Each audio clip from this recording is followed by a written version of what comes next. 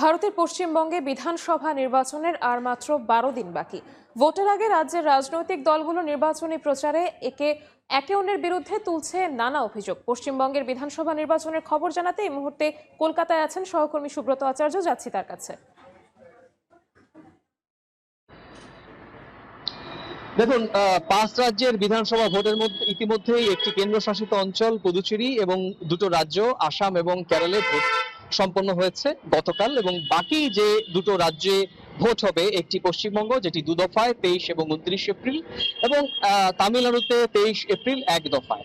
এখন কথা হচ্ছে যে এই তিনটি রাজ্যে যে ভোট হয়ে গেল সুষ্ঠুভাবে, তারপরে দুটি রাজ্য এবং সবচেয়ে আলোচিত যে রাজ্যে সেই রাজ্যে ভোট 2 দফায় পশ্চিমবঙ্গ।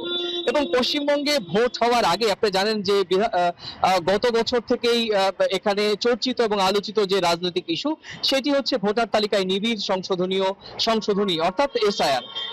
আপনি জানেন যে গতকালকে প্রায় চূড়ান্তভাবে ভোটার তালিকার যে সর্বশেষ যেটি বিবেচনাধীন আছে, সেটি দ্বিতীয় দফায় যে ভোটটি 29 এপ্রিল হবে, সেই ভোটের আগে যে ভোটাররা ভোট দেবেন সেটি নির্বাচন কমিশন গতকালকে চূড়ান্তভাবে দিয়েছে। তাতে দেখা যাচ্ছে যে 2025 সালে সবশেষ যে ভোটার ছিল 7,66,66,00,000, সেখান থেকে সামগ্রিকভাবে কমে এখনো পর্যন্ত সামারাইজ করলে দেখা যাচ্ছে যে এখন এই মুহূর্তে রাজ্যে যা 2 দফায় ভোট দেবেন সেই ভোটারের সংখ্যা 6,45,00,000 কাছাকাছি, অর্থাৎ প্রায় 91 লক্ষ ভোটার কিন্তু এবারের যে নতুন সংশোধিত তালিকা সেই তালিকায় নেই।